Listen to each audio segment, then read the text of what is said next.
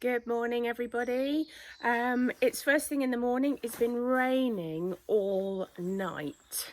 So I'm glad we got the lawns mowed yesterday. I'm glad that we got the strimming done. Today is the day that the marquees are going to go up in the back garden, and I'm going to have a band of helpers over to help me put some plants in, do some gardening, and generally spruce everything up. So what I'll do is I'll stop every now and again and let you know what it is that we're doing. But in the meantime, bit of time lapse while I go and grab the marquees out of the sheds and start assembling them. See you in a bit. Bye.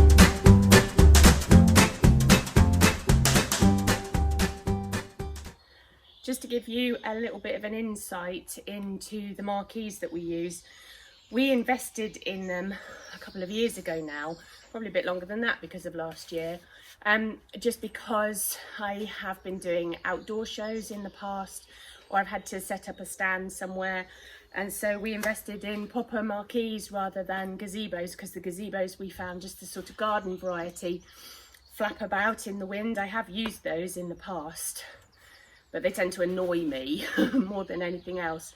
So we invested in proper traditional, slightly more industrial gazebos that zip up at the corners to make them waterproof as well, which really helps.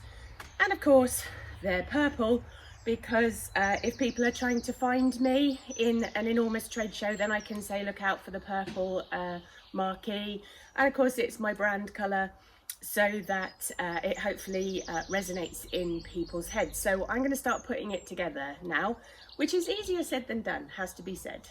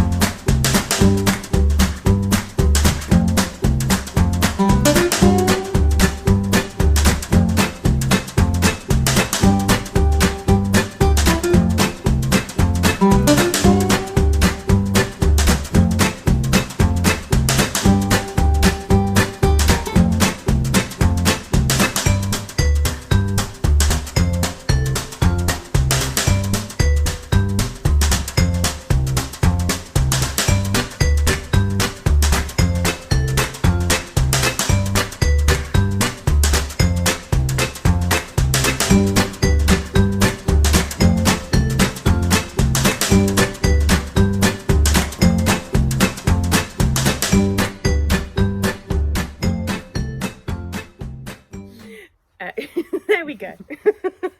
So the gardening team have arrived and we are going to spend this morning continuing to put the gazebos up, marquees, whatever it is you want to call them, and Mum and Dad are going to start getting some plants into the garden. I'll stick it on time lapse again so that you can see us scurrying around. See you in a bit.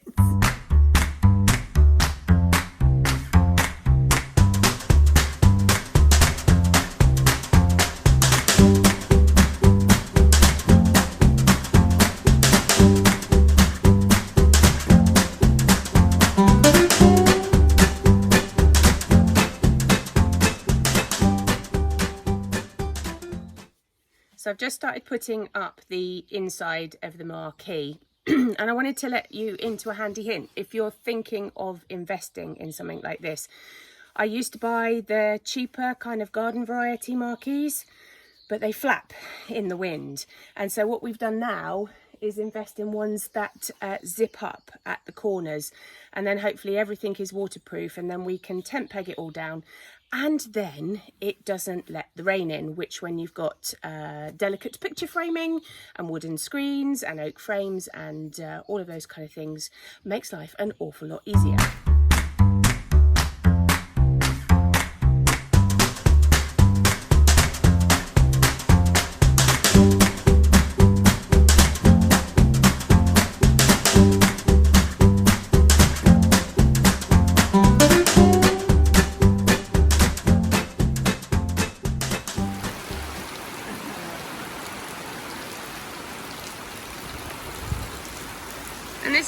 happens when rain stops play.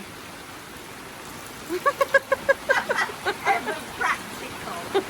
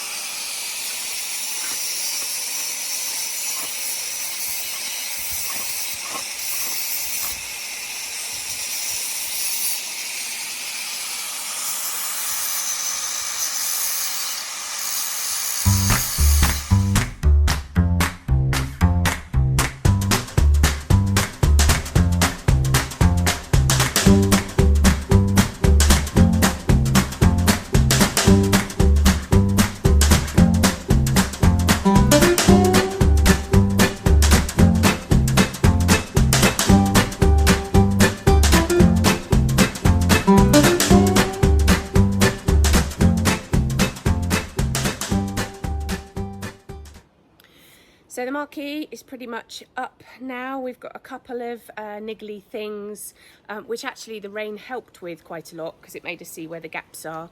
And it's about to rain again, I think. Mum and Dad are sorting out all the plants and putting all the hanging baskets up that have been in the polytunnel for the last few weeks. And it looks like it's about to chuck it down. So I think I'm going to take shelter again for a little bit before we start getting the screens up.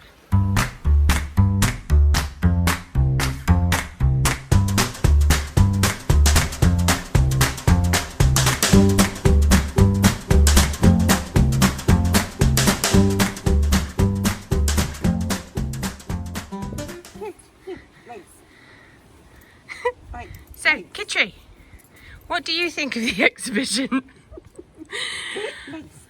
Have you helped with the setup today, Kitri? Yeah, I have. Yeah, I have. I done it all. Interview with Bees as he puts the screens up in the marquee. Bees, what issues have we had with the screens? Not enough stands, so we're improvising, as we always do. And what is it you're currently improvising with? An old marquee stand that I'm using the leg off of to improvise a new corner stand leg. Because for some reason we can't count. Yeah. Can you describe what you're currently doing? Just trying to get a bolt through where I've just drilled. I'll help, hold on. Can you tell everyone at home about the screens, about how you built them in the first place and why we do them in this particular way? Yeah, I think the original was obviously your idea to have the size. It's basically a sheet of 8x4, which we had originally, but it's too heavy. An 8x4 sheet is too heavy to move around as a whole sheet, and it was really awkward. And if you have them right down to the floor, no one really wants to hang a picture that low because no one wants to look like that. So we thought it'd be better to cut them in half, have them off the ground, and then you have a nice viewing height. So basically that's where we ended up with the 4x4 sheets. Then obviously I had to have these metal stands made to support them and keep them off the ground. And how did you get the metal stands made? I had them made by a friend of mine who is works at a forge near Sherborne called got to get his name right now. Is it the Dorset Forge? I think it's the Dorset Forge, yeah. I've just hung all the bunting up, and whilst it might seem kind of carnival-like and a little bit frivolous to have the bunting, it was simply because we've got to make our outside space as inviting as possible. Because of COVID, we have to have a one-way system in through the studio and out the other side. These are things that we have had to think about. So I thought it'd be nice to spruce the garden up a little bit with some bunting, get some colour up, and then hopefully when people come outside it's a nice place to be. Plus the fact I had to find bunting that was a fabric that wasn't going to fall apart in the weather as well. As you've seen in the last couple of days, we've had quite a lot of rain, and so it had to be something that was relatively waterproof. Well, I am absolutely pooped. We've got the marquees up, we've done the majority of the gardening. Bees is still working on getting the screens up, and I have put enough bunting up to last several carnivals, I think. So whilst Bees continues to get the screens up, I am off into the studio to edit a little bit of footage for you guys tomorrow. Take care, bye!